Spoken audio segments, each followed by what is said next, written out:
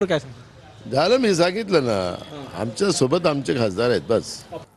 जनता पक्ष अशी कोणती ऑपरेशन करू शकतं? त्यांच्याकडे पैसे आहेत, त्यांच्याकडे यंत्रणा आहेत, दहशत निर्माण करून अशा प्रकारे माणसं पूर्ण यापूर्वी फोडलेले आहेत. एकनाथ शिंदेसारखे किंवा अजित पवारांसारखे लोक का गेले पळून?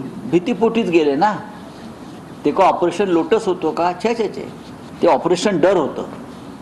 पळून गेले घाबरून, भीती दाखवायची आणि पळवायचं. आणि मग तुम्ही तिथे गेल्यावरती तुमच्या संपूर्ण खटले मागे घ्यायचे, तुमची संपत्ती जप्त केलेली परत करायची, हे यांचे धंदे आहेत. नैतिकता नावाचा कोणताही प्रकार भारतीय जनता पक्षाच्या सत्तेत मला दिसत नाही. विधानसभेमध्ये विरोधी पक्ष नेता सुद्धा नाही, त्यासाठी त्यांना विनवण्या कराव्या लागत आहेत. मग त्या पक्षातले आमदार असतील, त्या पक्षाचे असलेले इतर खासदार असतील, त्यांना याची जाणीव झालेली आहे की आता पक्षात राहून 5 वर्ष विरोधाला विरोध करण्यापेक्षा सत्तेमध्ये सहभागी होऊन चांगलं काम जर आपल्या मतदारसंघात करू शकलो तर पुढच्या वेळेला आपलं भवितव्य चांगलं राहील. म्हणून अनेक जण आमच्याही संपर्कात आहेत, भाजपच्या